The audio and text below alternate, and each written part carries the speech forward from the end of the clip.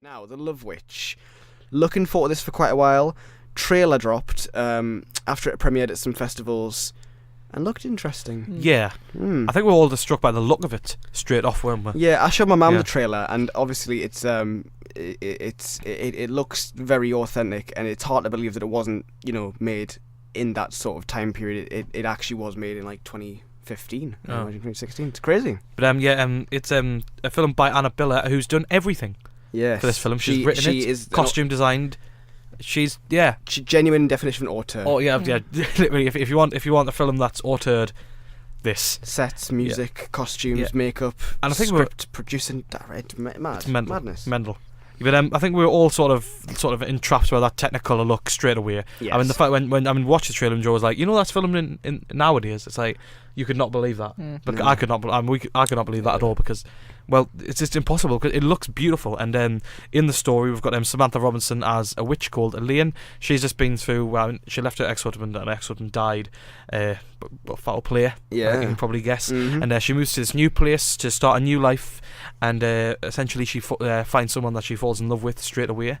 And witchcraft and witches basically ensue. That is basically what's going on. I mean, she can't keep away from it because she's so she's so broken up over her last marriage that she's gonna pretty much go through every man she can until she finds the right one that she wants to love her forever. And if they don't love her, well, after that they're not really her concern. There are victims. Yeah, so that they're kind of just tossed aside. And and this is so camp.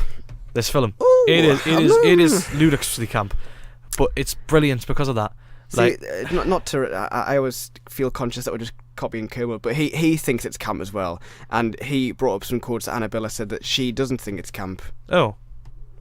I don't think it's that camp. Oh yeah, either. I've heard about this. I think I think it commits to the Technicolor stuff and the detail in that. Yeah. I think it's only camp in the sense that it is what it is. I think some of the acting is very the acting, and kitsch. Barbara, another kitsch. witch, is very camp. Like her acting is very. I mean, Barbara and her husband, or the other witch in the cult, they're very campy in their style of acting. I think it's good homage to what it is. Though I don't know. I'm not sure. Maybe I know those comparisons like Douglas Sirk stuff. That's what melodrama, and there is obviously the melodrama in there. I mean, it's very much a melodrama with some. I mean, it's been branded as a horror comedy. I mean, it's a fright fest, but I guess it's not meant to be that way at all. It's not a horror. Yeah, but it is just sort of a melodramatic comedy.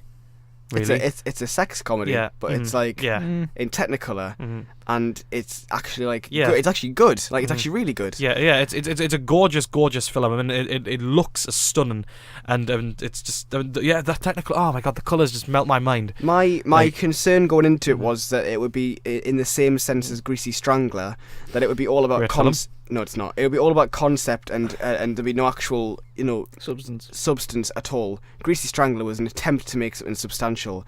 I actually noticed this week that he's making a film, Jim Hoskin, who made Greasy Strangler, with Aubrey Plaza and Matt Berry. Looking forward to that. Interesting combination. But I didn't like the Greasy Strangler at all. This works because it's actually got lots and lots of substance, possibly too much, because I couldn't get my head around it.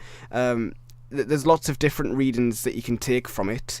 I think the director has her own stance, fair enough. It can be interpreted in various different ways.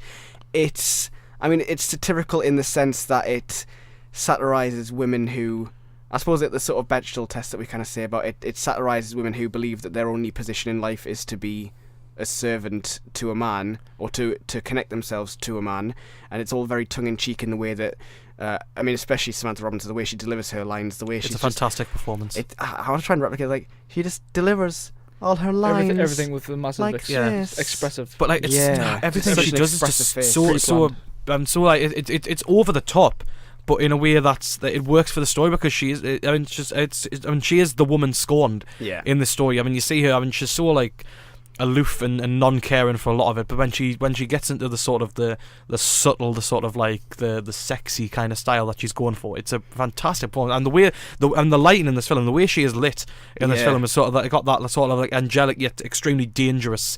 Like the makeup they've got on her as well. I mean, it all adds to that sort of this is not a safe woman to be around. No, but I mean, it's a fantastic performance.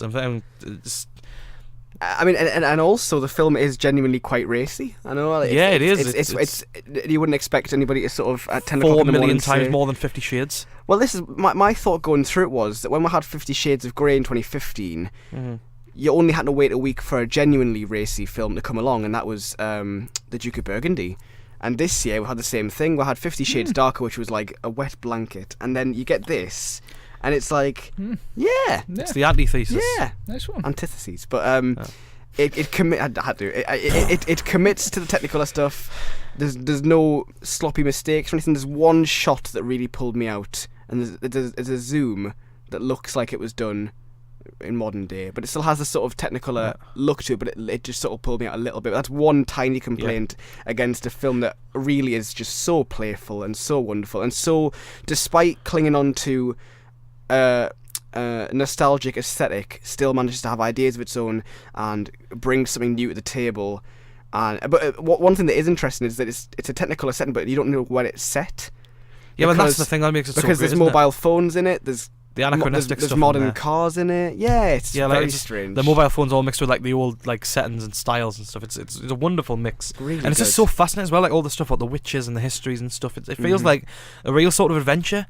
Yeah. Kind of sort of like, you're diving into this world with this extremely dangerous woman and seeing sort of her warp the world around her sensibilities, and it's and obviously it's got a lot to say about the sort of prejudice and about the town doesn't like the witches at all, and just sort of about feminism and about generally just what it is to be a woman. It's a fascinating film as well as being a highly entertaining and humorous film. So it hits all the marks for me. If there was ever a film to go and pay money to go and see this weekend, to really get your teeth into and really just enjoy yourself and feel like you've got something out of it, Love Witch. It's fantastic, really, really great. In cinemas now.